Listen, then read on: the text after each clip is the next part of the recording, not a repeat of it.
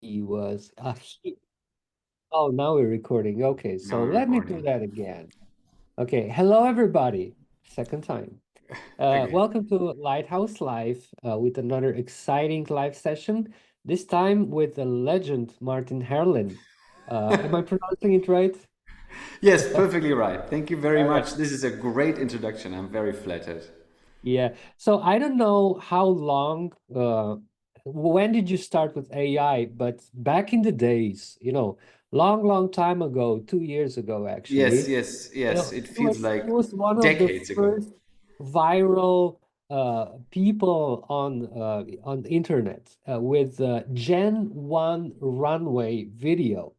It was insane what he did. It was right now it looks horrible to be honest. But at that time it was a revolution.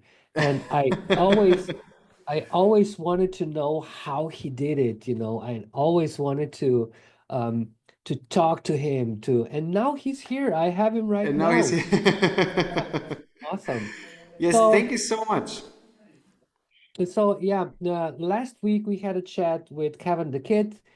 He just released his Hunter video, and Yes, that's I've amazing. already seen him. You should see it. It's amazing. And Yeah, he yeah, was yeah. talking about the problems, issues, and the joys of creating AI videos. Interesting. Today we're going to talk about, like the title said, the past, the present, and the future of AI production. So without Yes. further ado, Martin, the word is yours. Ah, thank you so much. Thank you so much. It's really a pleasure to be talking to you and to sharing my thoughts about how the AI space evolved, how the generative AI space evolved, and I even have a little presentation with me. Oh wow, I would like to share. It has a lot of absolutely. images and very few text, and it does feature my vintage AI viral hit from 2023. So I will talk a little bit about it, but let me try.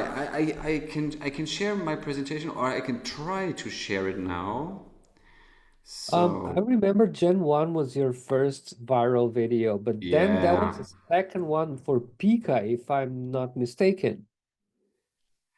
I did this Gen 1 video with Runway, and I did some Pika clips as well. Yeah, yeah, yeah, yeah. But I can talk a little bit about this Gen 1 film I did back in the days. So Absolutely. yeah, yeah, yeah, it feels like, yeah, really oldie but goldie, hopefully. So, as Luca said, this is about the past, the present, and the future, the evolution of AI, of generative AI. And well, I'm Martin, and this is a very old clip I did with Gen One 2 years ago, and it's inspired by the film I did. And basically, I've been shooting commercials since 2007, so I'm a commercial director. I've worked for Volkswagen, I've worked for McDonald's. Unfortunately, I have not shot yet a commercial for NASA, but maybe one day this dream might come true. And in 2023, it was the year I ventured into generative AI. And I mean, like many of us, I was blown away by the possibilities. And I spent way too many hours, way too many days and nights in front of the computer until I made this film I'm about to show.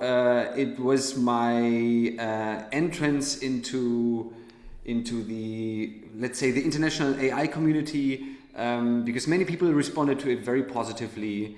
And if I would have known that this film would go viral, I would have cleaned my desk.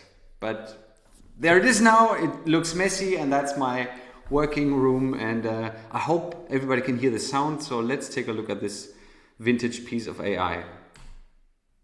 A long, long time ago at Lady Winterbottom's lovely tea party, which is in the smoking ruins and ashes Uh, of New York City. A Let's fierce woman play ain't it. Let's playing no all games play and is the out to kick playback. some butts. Against the unimaginable, brutal, merciless, and scary. lobby boy of the delightful Grand Budapest Hotel. And everything seems doomed and lost until... a super handsome man arises, the true hero and great mastermind behind all of this. Did you hear something? Sorry? Was the audio okay? Audio was okay. The video started about 5 seconds in. Ah, okay, the playback. Yeah. Ah, damn it. Okay, yeah, but maybe it was fine, and I think you got the picture, hopefully. So Hopefully. the story behind that one was it's a pretty short story. I was experimenting so much with AI that I found out that if you have enough light in your face, by that time generative AI had a lot more possibilities to transform yourself. So I'm standing right in front of a huge window, so that made it a lot easier for Gen 1, the old runway model back in the days, 2.5 years ago, for me to recognize the face and then restyle myself. But the real trick behind the whole clip was that I was telling a story. I was connecting these pretty wobbly, glitchy shots with a nice story which distracted the viewers. So they did not really pay attention to the glitches I had in my clip, like every clip by that time had many glitches. And I think there was more perfection interpreted into that clip than the clip actually had. So I'm really glad people liked it, but it was not that perfect. If you would watch it without sound, you would go like, okay, I know what you mean. But this kind of ignited the journey into AI even more, and from that day on I spent like 10-12 hours a day with AI. And just a little side note, when I tried to make this image, it took me quite a while. I made it with Midjourney. It's getting pretty difficult to make bad hands, to make hands with 6 fingers, something which was by default when I started, like the fingers were 4 or 6 or 8, and now it's really difficult to make hands with 12 fingers or with 6 fingers each. Martin, So are you yeah, so showing I'm something? really I'm sorry. I don't see anything, by the way. You don't see an image? No, No. no, Do you see something now? no, I don't. Can you?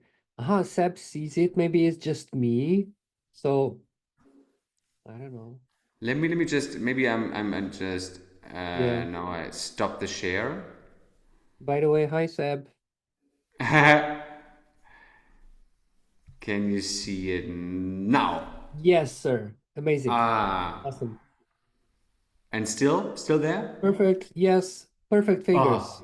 Okay. Yeah, Perfect 6 fingers absolutely. for each hand.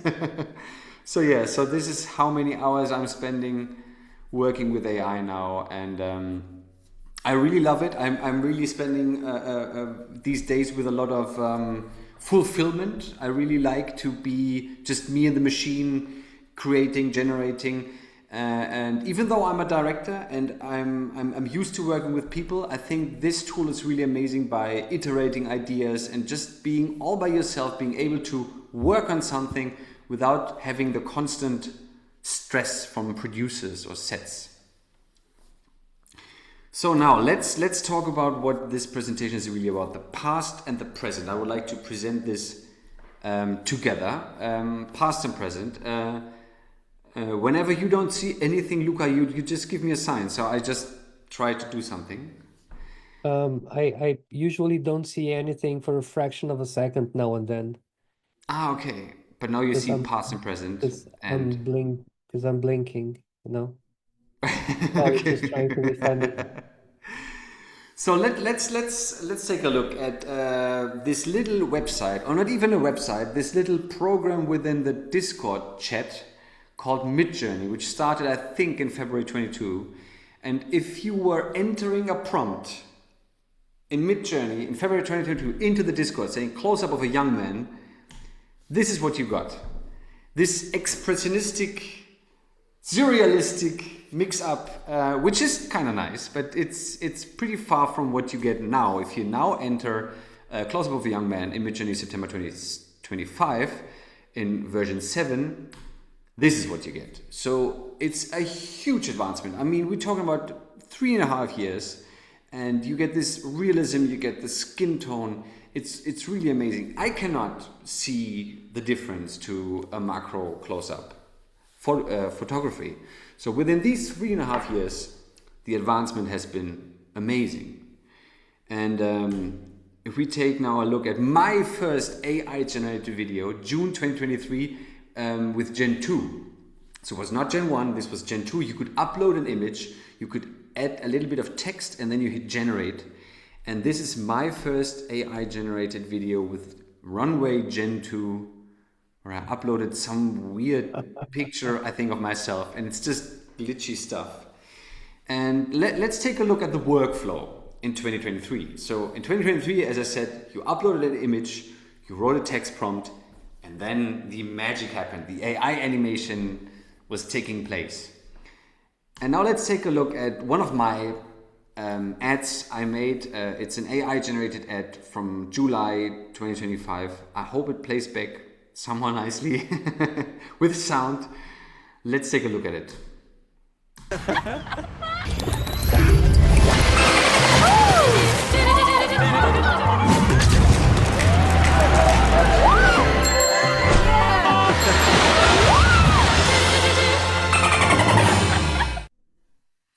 So I made this together with a friend of mine, Hauke Hilberg. We were working together for our own company by that time. And let's take a look at the workflow behind this one. So obviously it does look better than what you got 2 years ago, but now this is the workflow. So you have a start image, you have an end image. You upscale these images to give it a little bit more detail. Then you add the text prompt. Then you could add further references, like maybe a can, and say the person in the image is holding this can. Then comes the AI animation. After the animation, you have video upscaling or video detailing, and you can create AI music and AI sounds. And this is just the AI workflow. Of course, you can add traditional VFX on top of that. So yes, we have gotten way better output, but the workflow has gotten way more complicated. And in a way, I'm really glad that I started 3 years ago with AI. If I would start right now, I think I would be overwhelmed or depressed, to say the least. And let's take a look at the generative AI tools in 2023. This is not a full list, but this is a list which I kind of used when I was starting in 2023. So it was Runway, it was 11 Labs for sound, or for voices, not sounds by that time. It was obviously Midjourney, and then it was Comfy, which was very, very new and very, very raw, and then it was Civitai and Fall. And if I take a look at what we have now in 2025, this is what we have now. So it's gotten crazy. I mean, there's so many amazing new tools, amazing new websites, but you even have websites combining the tools of other platforms in one website. So when I'm talking to friends and they said, how can I start? Mostly I'm just telling them to go to one model or to start with one platform, because usually if you see this, you have no idea which one will solve your problem. I mean, it's amazing and it's overwhelming at the same time. No, I don't see one that's been raising a lot of dust lately over here. It's a very nice choice. It's a very fine choice of tools. But have you tried Weavy? I haven't tried Weavy yet. Okay, we'll talk after this. I'm really excited to hear more about it. I've heard many of my friends and colleagues, they are using Weavy. It seems to be the bridge between Comfy and closed source platforms. Exactly, yes. But I want to hear more about Weavy. I've heard so much about it. Yeah, we'll chat really later. Really interesting. So, how to keep up? How to keep up with this overwhelming flow of tools flowing in? This is something I've been asked quite a lot of times, so I'm trying to share some of my wisdom here, how I try to keep up. So first of all, if a new tool comes out, I always ask myself, does this new tool really enhance my workflow? Or can I do something completely new with this new tool? And for answering this question, I would like to talk about some real game changers, because every tool is being advertised with being a game changer. And just for scope, just for understanding what was a game changer for me, let me just share some thoughts about what really changed my AI game. So a real game changer was the video model from Kling 2.1, because you could use start and end frame for maximum control. They had it already in the 1.5, I think, but 2.1 was really a great combination of physics understanding and start and end frame. And it was really giving me more control than any other tool by that time. Another great game changer is the video model VO3, because the movements are really very realistic. I'm working right now on a campaign where a character has to roll up a carpet, a rug. And that's a very, very tricky move. And so far, I'm really successful by using VO3 for that very specific and very complicated move, because the shape of the thing is changing completely. And from my own experience, I can say, even if the quality is not super perfect, if the movement is perfect, then that's fine. If the animation is believable, if the animation is physically correct, then there can be some glitches in the video itself. And one other game changer for me is these image models like Nano Banana or Flux Context, because you could then edit images or create new images based on the existing ones. And that's, again, so these three things I would really like to think that they are earning the name game changer for 100%. And then I would like to talk about open source as well. When we talk about this whole game changing name throwing, I love to use Comfy. Comfy UI is a great open source tool. If we talk about open source, we always mean Comfy. And I have this very basic screenshot just to show it. I mean, maybe everybody in this streaming, everybody in this call knows Comfy, but this is just a node-based system. And I chose this screenshot just to give a little bit of a perspective, because the great advantage of open source is that many platforms, many features that platforms later offer are already available as open source beforehand, or were even developed by the open source community in the first place.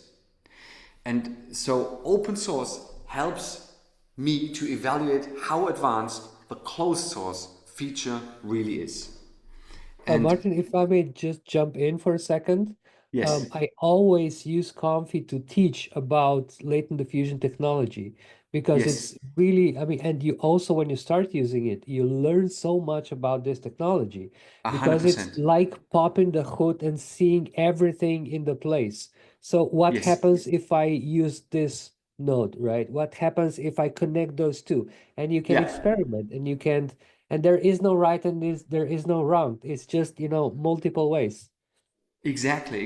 It's like you're opening the hood of Midjourney or something. You show them how things are being made and how you balance prompts. And I mean, it's really amazing because you have more control. And yeah, I totally agree. You understand a lot better how generative AI works. And you have It's really, so it's many really more good. options than closed source, than Yeah, proprietary models. You can combine exactly. things. You can fine Exactly. tune on your own. You become a mad scientist basically. Yeah, exactly. I love this. A mad scientist, mad in the sense of crazy and angry. Because I've been shouting at my screen many times when I'm using Comfy. And Oh yeah. then just 5 minutes later, I'm the happiest person on the planet when things are working. Yeah. So yeah, I think the great thing is when working with open source, can I build the same feature myself, or is it faster to use closed source? So this is something, when I see something being advertised as game changer, is it really something I could never do? Like, for example, what VO3 does with physics is really very advanced, and there are models for the open source community, like one which is really good as well. But I think VO3 is really great with understanding physics. So open source is a great tool for evaluating if something is a game changer or is just supposed to Have you be. tried One Animate? This is the freshest, the newest thing out there right now, beside One 2.5, of course. Have you tried messing with Animate? I haven't. It came out yesterday. I mean, When 2.5 came out yesterday, but when Animate, I think oh it's yeah, yeah, came out yeah, a couple of days yeah. ago, maybe previous week. Not sure about that, but I've very worked with it. recently, yeah. Yeah, I've did some tests with one Animate, and I really liked it. It's something. I mean, I don't want to go too nerdy here, but one vase was really good. I was recording myself and then using an image, and then my movement was transferred on the image. But the difference to One Animate is the facial recognition, the eyes, the mouth. So you really have to find the right use case for Animate, I think, because Vase is still a great place to go when you want to use it as a reference or as a model. So, and Animate, I Like a think, control is net for yeah, video, right? So if you yeah, want to control your video, you will yeah. go with Vase. If you want to, when Animate is right now, the only open source model that is able to synchronize or can make animals speak. So you just Ah, pick an animal, you pick whatever non-human character, and you will be able to transfer the mimic and the lip sync to your character. nice, because I'm about to start working on an animated character. I Yeah, did yeah, some tests with Infinite Talk, with one Infinite Talk. This yeah. is working nicely as well, but I think it just works on the still. But I think they have a video to Exactly. video as well. I've just tried it on the still yet. And Yeah, it's but I very, mean, very, very resource heavy, and yeah, it's only, I mean, there are workarounds, but it works best only in 81 frames. right. I've seen workflows where people have been prolonging even to 60 seconds, and it's Oh, crazy because the quality still holds after so many cycles. Yeah. yeah, yeah, Um, yeah. but yeah, Interesting. this one is something special when animates. I haven't found some Yeah, time yeah, to play with it, but I have to. I just have to. yeah, yeah, And you yeah. have a project, and you Same can here. try working on it. Yeah. Same here, same here. I think I found a nice case, and I was experimenting yesterday, but today I have to work on a real film. So unfortunately, I have to push that to something That's sometime just later. sad. It's We have always work work. interfering with your Yeah. playfulness. Yeah. Yeah.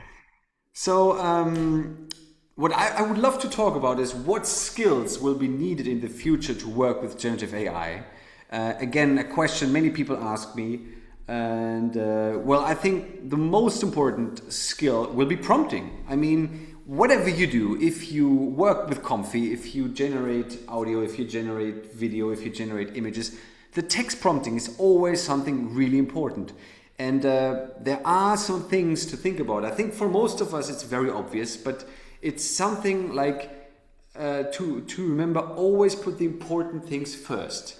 And I think this is something we kind of witnessed and now take it for something normal. But it's really important for people who are starting freshly in that space. Some words affect the entire image, or some tokens affect the entire image. For example, fire makes the picture take on a nighttime atmosphere, because that's what the dataset looks like. There are many images of fires, and most of these images have been taken at night. So most of the models think if the person writes fire in the prompt, probably the person wants to see that fire at the night. And fire and night kind of become the same thing for an image model. So these are things which I think we understand now, or accepted. But for someone starting new, I think learning to prompt is really something which you always be safe to know how this works.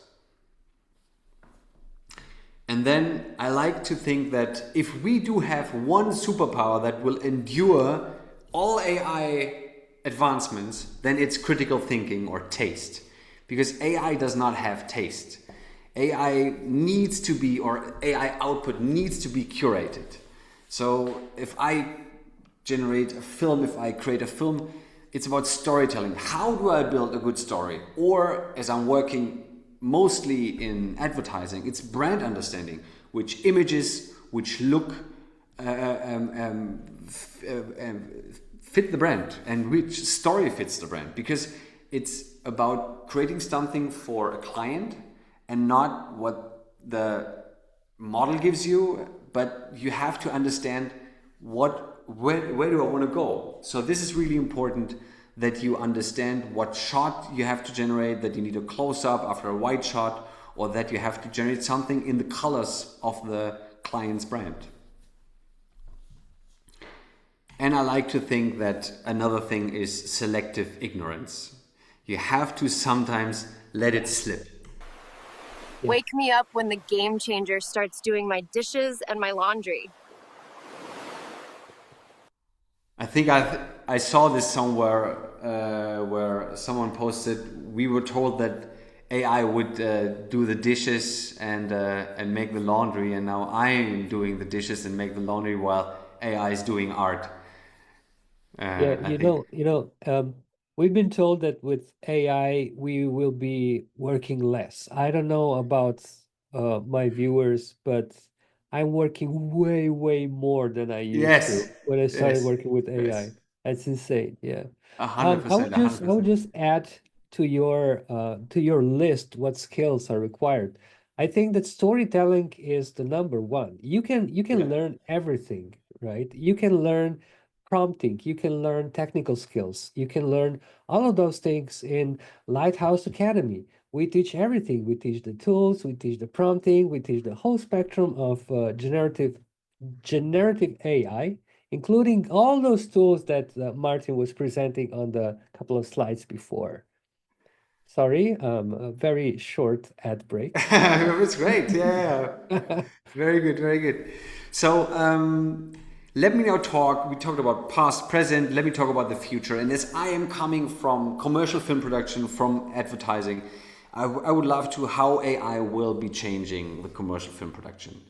So what I showed before was a full AI commercial. I would love to show a second one from the same campaign. We made them for the Austrian brand Rauch, and it was aired in Germany, Austria, and I think Slovakia and Czech Republic and Bulgaria as well. So this is a second one from the same Rauch commercials.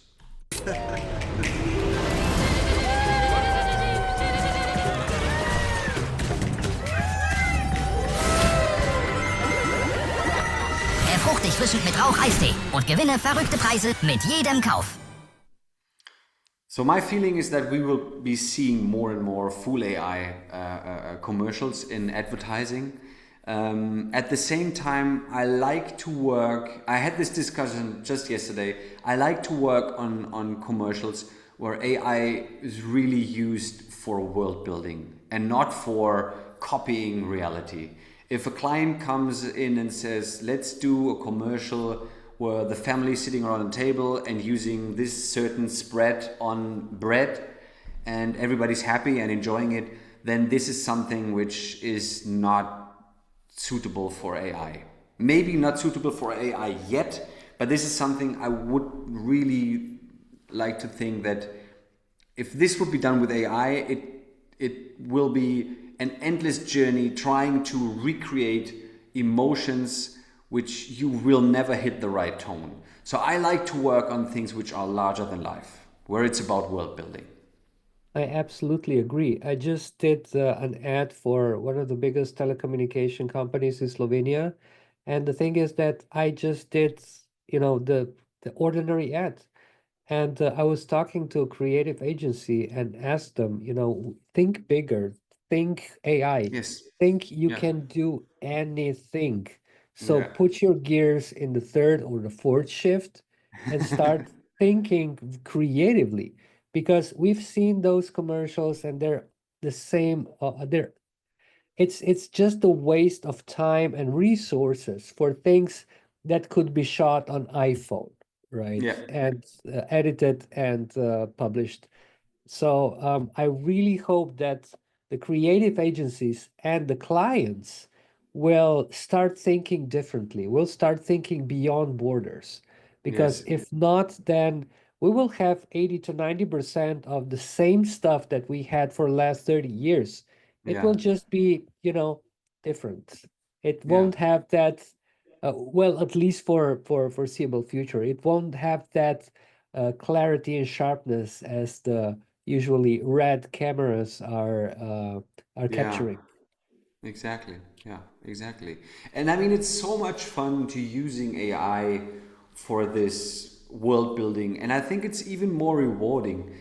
There's still criticism online if you put out a full AI commercial saying we just use AI for cost cutting, we just use AI for recreating reality.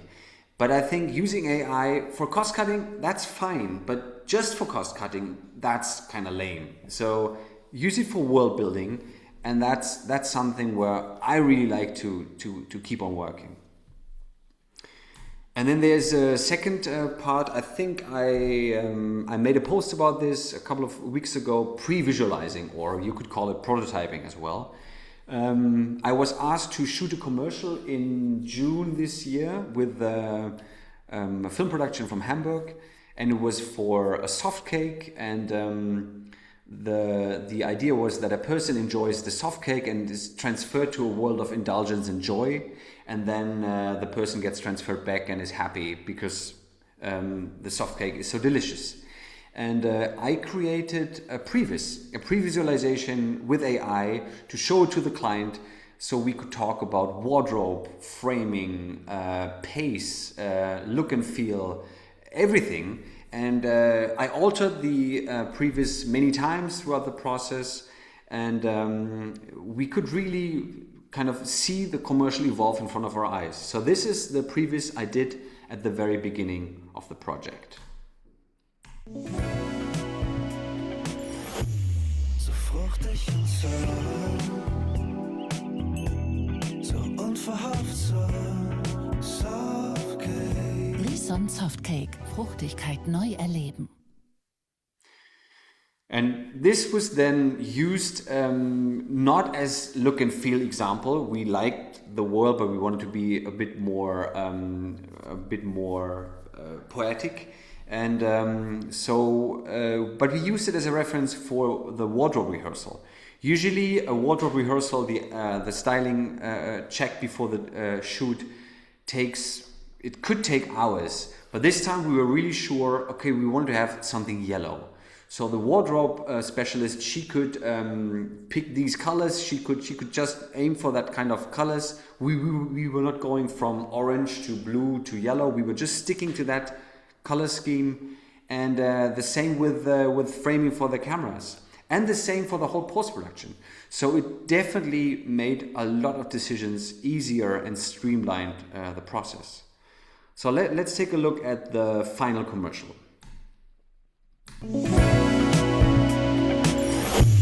So fruchtig und so unverhofft, so Softcake. Lison Softcake. Fruchtigkeit neu erleben. And let's take a look at the comparison, both right next to each other.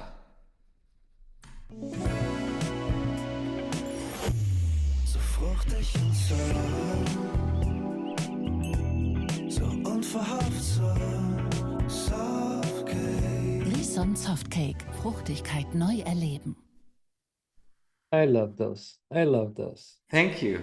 It was really so much fun, and I tried to support the post-production as well by creating the backgrounds but there was definitely a lot of professional post-production put into that film. Really amazing compositing, 3D, CGI artists working on that film. Yeah, I think AI was used for clearing or answering a lot of questions before the shoot, and then even after the shoot we were able to create the worlds with AI, the backgrounds with AI, and then everything was brought together by these amazing post-production artists. I think that when AI is maturing, that slowly we'll see it being just a part of production, Exactly. not the production itself, not the switch, not the substitute for production, but Yes. addition. It's just like VFX, just like computers. Exactly. And Exactly. yeah, and I think that that combination of different tools is the way to go. Yeah. And you will not really be able to tell in the end where exactly AI was Yeah, used now, yeah, yeah, because yeah, yeah. you were generating the backgrounds and then you were fine tuning it with Photoshop, and it's not really about, okay, this is a full AI commercial or this is a little bit of AI commercial. I think it's a great tool to really leverage creativity, and I don't really care if a background in a Marvel movie is AI generated, or if a five-headed chicken is AI generated, or a CGI or a 3D generated, as long as it works, as long as it's really part of the storytelling. And yeah, I think this was really a nice way for me to use my experience as a director and combine it with this new tool, AI, generative AI.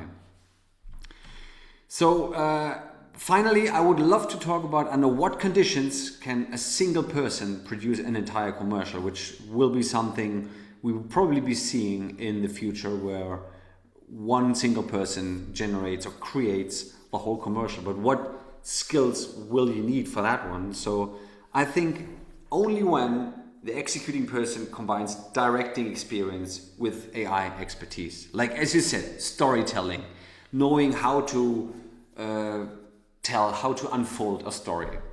And I think if you're thinking platform specific, AI output works for small phone screens, but not yet for the big screen. You can do 4K, but what I've seen is you kind of see that it's a bit too plastic. I think it does definitely make sense for small phone screens. And as we talked about, only if the content doesn't have to be 100% realistic. If we talk about world building, then I think one single person is capable of doing a whole commercial. And above all, when the client allows creative freedom. The more control a client wants, the more traditional post-production tools are required. Yeah, yeah, yeah. I Absolutely. talked about this with many clients, and they said, now I can do a whole commercial, and it just costs me a lot less, a fraction of that. Kind of true if you are happy with 80%. Yeah. If you want 100%, I mean, you can create 80% in 5 minutes or 5 hours, but the last 20% will be 5 days or 5 weeks or even 5 months. If you really want to have your product in there, if you really want to have a perfect integration of everything, then that's a lot of painstaking compositing. So yeah. last year I was doing R&D for the first AI ad in Slovenia. It was when Dream Machine came out. And we were all, oh my God, this is it. Sora was still closed. And we did a lot of R&D to see what's possible, what's not possible. And we came to a conclusion that scripts for ads have, if done with AI, it has to be fluid. So the client has to be fluid enough to say okay to changes, because it's what it matters is the story. It's what you're trying to communicate. Maybe it's not the same the same shots that the creative director figured out. Maybe we should Exactly. go with this one instead of that one. We're still telling the same story, but we're Yes. not using the direct idea of the creative or art directors. Yes. And that sometimes can be very tricky because there are a lot of egos involved in advertising. So sometimes you have to be the master of persuading those kind of Exactly. people to to s- um, to tell them that it's going to look great, just not exactly the way they have envisioned. Exactly. Exactly. And this openness is something you really have to implement into the client and the agency at the very beginning. You can't come with that at the end and say, okay, you wanted a dragon, now I have a cyber girl. I mean, Exactly. not this way, but I think you really have to make them understand what working with generative AI is like. And if they want to have this specific dragon, if they want to have this specific shot of a woman enjoying the spread on the bread, then they have to shoot it or generate it with 3D tools. Then AI is not the right choice of tools. Yeah, absolutely. I agree 100% that managing expectations is a Yeah, part of initial managing expectations. project work. Yeah, exactly. Always. You have to educate the client how technology works. Yes. So I recently did this mistake because in my bubble, everyone knows about AI, how it works, and so on. So I accepted a project where the client didn't know a lot. And all of a sudden, I had issues, right? So that was my Right. mistake because I didn't communicate. I didn't Yeah. explain how things work, right? So yeah, Yeah. I had not very great time, but we Yeah, yeah, managed to yeah, do yeah, it. Everyone was happy. So yeah, yeah, yeah. it's a good ending story. Yeah. Yeah, yeah, exactly, exactly. And in my experience, it's even it then there's this momentum where maybe the client and the agency they understand what's possible, but then you kind of make even more possible for them, and then they go even more crazy. Then they go like, okay, can we have fireworks and spaceships? And you're like, you can, yes, we can put it in there, but it was never in the script. I think we have to talk about the budget again. But yes, I like what you're thinking, but we have to talk about your It's going budget. to affect things. Yeah. Yeah, yeah, Okay. exactly. Yeah, yeah, exactly. Okay, Martin, let's go So back a bit. Oh, sorry, you're not let, finished let yet. me just quickly. I just wanted to say my last thought is that big Of companies course. no longer automatically mean Absolutely. strength if you can do it as one person or quality. I think as a single person you can deliver the same level of quality like big companies. And finally, I would just love to share that what has become less important is expensive equipment and large crews, but what has become more important is things like trend screening, audience understanding, where is AI accepted, Gen Z versus boomers, TikTok versus cinema. And as we said, I can't emphasize this enough, storytelling without a great idea, technology is pointless. And agility. Respond quickly, experiment, and adapt, which is a great thing what AI can do. Changing things, iterating things, and thank you very much.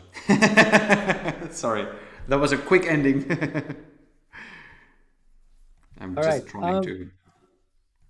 So what is your thought about, so I have a couple of questions here.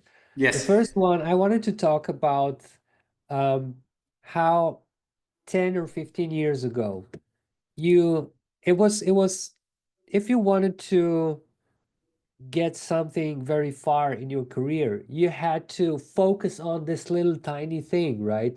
And be the best of the best by doing this thing. Yeah. So if we're looking at AI and production, I think that jack of all trades works better than specialists. Yeah. Because Yeah. if you know, if you are a creative director, art director, well, ordinary director, and stylist, and I don't know, choreographer, then you will thrive in AI Yes. because all those experience and all this knowledge just comes together in this kind of in this bubble, in this AI bubble. Yeah. What do you Yeah. think? Exactly. I think jack of all trades is really a great thing to tell to name it. I think if I look, for example, at the works of Kevin the Kid, which is he does amazing films. I think the great skills are their storytelling and the look and feel. I think his films, they excel because they look different than what you usually get from these platforms. So again, you understand the technicality behind it, but then you add more of all the things, of all the skills you have, like storytelling. And I think Kevin the Kid, he's an extraordinary visualist. He really can create great visuals. And I think if I would be a jack of all trades, I think I try to lean more into humor. So you try to bring your own qualities to it, and at the same time, I think being this generalist with a technical understanding is really something many companies are looking for right now. Yeah. And let's touch about companies, about big companies. Let's say, I know it's not the right word, but let's say legacy companies. Like the big film studios, they are still trying to. It's like oil, right? We know that it's not good for us, but we keep pumping it and we keep pumping it, and we will pump it until there's a breaking point and it's not well, profitable enough compared to green energy, right? So, do you think that the big production companies will catch up? Because we have a couple of brilliant minds organizing into studios. We have Grail, we have Promise, we have Wonder, we have a couple of them, right? And Yes, they true. are good because they're small and they're adaptable and they're fluid. So, do you think that the big studios will catch up, or will they fail? Well, the thing is, I'm not rooted in the film industry. I'm more rooted in the advertising world. But I think it's pretty much the same. It's definitely comparable. And what I think, and this has nothing to do with AI, I think many of the big advertising production companies, and the same goes probably for film production companies, are struggling. They are struggling right now because we have, at least in Europe, we have an economic crisis. People are not buying or consuming as much as they used to. And things are shifting. And I think people are not willing to invest in pixel perfect output anymore. There have been 4 post-production companies being shut down in the last 12 months in Germany. And one of the owners wrote a very good article about it, and they said the client, they don't want the pixel perfect output anymore. They don't want to have the output that works on the big screen. And that's where I think companies like Wonder or Promise or other companies are coming in. If they are offering content like advertising content, which is suitable for the small screen, which is not pixel perfect, but it doesn't have to be. It doesn't have to be pixel perfect. It has to be entertaining or lifestyle oriented. Then they will definitely excel. If they try to compete on the pixel perfect level, I don't think that's a field they can excel. I think they really can excel when they go for social media and say, we want to position ourselves differently. We have a great question by Francis. Do we have any tips on growing your own AI content studio? He's been creating with AI for about a year, and he wants to take on the strategy for building such a business. Well, what really helped was putting it out there. Putting it out there on social media, putting it out there on LinkedIn, putting it out there on Instagram, and talking about how you made it. I think this is something we've seen from TikTok, that when I was shooting my commercials, many brands started to film the making of, the behind the scenes. And that got more traction than the commercial I shot. And that was insane. I mean, people were more interested in how we did it, what tricks we used. So, and I think it's the same with AI. If you are creating great content, obviously it has to have a certain level. It has to be better than what most of people put out there. But if you're capable of doing that, and I think you can by investing a lot of time and energy, and then talking about how you created it, I think this will grow your audience a lot.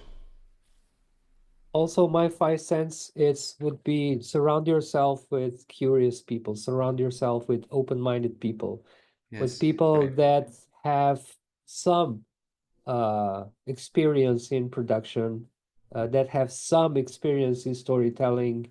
Yes, And the thing is that you can do a lot by yourself. But if you have other people that are, open-minded, that magic can happen. yes, Magic can happen. So surround yourself with curious and open-minded people. And of course, one technical advice would be first start comfy. That's how you learn the most. The yeah, second would be don't bother too much with technicalities. Rather invest into storytelling, because storytelling, right, I mean, you have all the tools that you need right now, open source or closed source. It doesn't matter. Tools doesn't right. matter anymore. It's about storytelling. It's about a quick turnaround. So don't work on don't work on a quick ad for a month. Do it in a week. Just, Exactly. Yeah, just exactly. roll with it. Just roll with it. Yeah, Don't make it perfect. Just like yeah. Martin said before, do it with 80% and just launch it. Don't worry about the 20%. If the story is there, if the humor is there, if the Yeah, imagery is there, you'll be fine. yeah, All exactly, right, we exactly. have another question.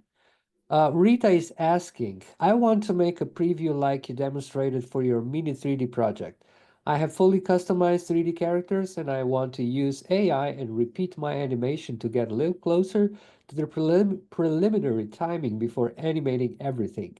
I've been waiting for this for a long time, but I think now it will be possible. Okay, let me just check the question again. So, how to? Is it in the So chat? Because she has 3D characters and she okay, right, wants to use AI for animation nice. for previous. Yeah. Okay, right. I see. So, I think if you have a certain style and you want to preserve that style, you should go to a specific platform. I think there's some platforms which try to always change your 3D style and then push it towards what is in the training data. And I think the platforms which are really good with preserving the style are, for example, Midjourney Video. I think this is really good with not changing your style towards something which the model thinks you want, but preserving it.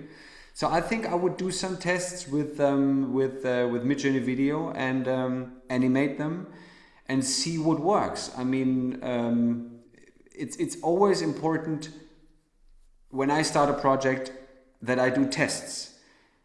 If the client wants to have a full AI commercial, I show them what I'm capable of, and then I send it to them and say, is that the quality you would like to have? And if they are fine with it, then let's go. I hope this kind of answered your question. I'm not sure. And to add to that, you can also try Weavy. Because Weavy has Right. all the models that you need, all the image models, all the animation models, everything. So you should export your 3D characters, render them out without the texture. If you don't have texturized Exactly. them, don't worry. Just put your 3D models in a render, pass it through Nano Banana or Seedream model, and you will get the textures. And when you have the image, then you can do anything with those. Just uh, you know, just let your mind wander freely and do a lot of prompting, do a lot of experiments, Yeah. and you will be fine, definitely. And if they should talk, these characters, then definitely do some tests. Sometimes you have to change the mouth, because I think talking is always based on the model understanding where the face is, and the face is recognized by the eyes and the nose and the mouth. So if they are kind of different or hard to identify for the model, then you should definitely try this before you say easy, no problem to animate them, and then at the end you will understand that it's kind of difficult for them to speak. And I have another question for you, Martin. We don't have a lot of negativity about AI in Europe. There's a lot of negativity in the United States. And I heard people telling stories about death threats and that kind of stuff. And I don't think that it's that hard in Europe. But do you deal with naysayers or with the skeptics or with haters? How you deal with those if you meet them? I haven't met them. I'm fortunate enough. I think Yeah. I think it's Yeah. if you put AI stuff out there and there's an idea behind it, or even better, if you are in the video and the people who watch it understand that you were the one acting and you restyle yourself, then there's always an openness. There's always an openness if there's a human factor in your whole film. And I think this is important. If there's a human factor in your output, then people always like what you did, which is at least my experience. I think what I experienced so far is that people are frustrated. They are frustrated that it doesn't work like this. And I think this is based on a misconception which was fueled probably by me and many other colleagues, that people thought it's really easy, that it's a one-click solution, that you just snap your finger and there you go. And I think this misconception is still fueled to the day. I try to avoid it. I try to not say I did this in a coffee break. I try to say, no, this took me a week or 2 weeks. And it's exactly that. You get a decent output in a really short time. But if you have a very strong vision, you have to iterate on that, and you have to understand how to get to that vision as close as possible. Sometimes it's like in this fairy tale where the bug is jumping and only jumps half of the distance than what the bug was able to jump before that one. So you're always getting there closer, but really getting 100% with AI is sometimes not possible, and you need to bring in other stuff. So yeah, I think what I experience most of the time is people are being frustrated, and then I'm trying to understand what they expected to get from AI. And I think the expectations are sometimes too high. So I try to talk about that. But I haven't met any haters yet. Yeah, me neither. But a lot of big names in the industry have started getting some really, really serious, let's say, messages. But Yeah. it's funny thing. They made a research. I don't know if you know, but I think at the beginning of this year, there was a video. And Secret Level did the Coca-Cola ad, full AI ad. They made Yes. 3 ads, if I remember correctly. And the thing is that they showed the ad to 2 groups of people. One group knew that this was AI and the other didn't. Yeah. Can you, what were the results? I think the one who knew it was AI hated it. Exactly. They wanted to hate it. Yeah. Exactly. And the one they didn't, they loved it. Yeah. It's all about perception. Yeah. So I I think so it's too. the I think the so things too. the things that we see, the things that we experience are not bad, are actually very good. It's how we It's all feel about about communication the in the end. unknown. Yeah. It's how we If you feel put out about the the unknown. film, yeah. I'm sorry. You Go no, you ahead. go. So No, it's the fear of the unknown that fuels the exactly. anger. Yeah. Exactly. I think I just wanted to add that most of the films or ads which were hated by people were hated because there was a miscommunication. Because maybe the client or the agency said this is the first full AI commercial, while it wasn't, while they were using 3D, or they were using CGI, but they were wanting to have the case. And by wanting the case, they forgot that there were actual people involved, and they were writing full AI commercial, and then people watched it and said, but that doesn't look like AI. And so all of a sudden, this case they were trying to get turned into a shitstorm. So I think it's really important how you communicate with the stuff you put out there. Yeah, 100% agree. Yeah. Yeah, well, there it is. The end has come. It's already 2 o'clock. Yeah, it is, right? I That was could a go quick on one. forever, man. Yeah. Yes, Just same. just one thing before we end. This has been a Lighthouse Live session. We are having one each week. Next week is our guest is quite a legend out there. His name is Philip, aka Machine Delusions. So when you start Comfy and when you have all the right notes, you will see on the intro sequence the big Machine Delusions sign. Oh, yes. Exactly. So we will be hosting Phil next week. So next Wow, Thursday. amazing. I Yeah. will join.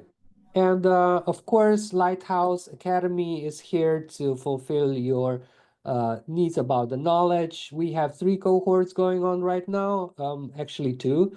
One is AI for creative leaders that we cover the whole Gen AI spectrum. The second one is advanced Comfy, is for people who already know how to work with Comfy, but they just want to, upgrade their knowledge. And we are preparing, this is not official yet, so this is just between you and me. We're preparing basic Comfy. So for everyone that wants to get into a world of Comfy, we are preparing the full cohort, 6 weeks.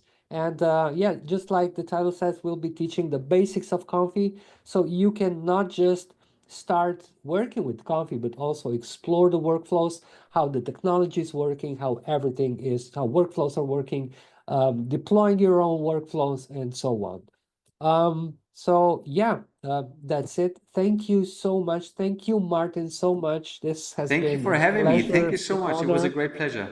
Yeah, and we'll see you next week. Thank you, and bye-bye. Thank you. Bye-bye.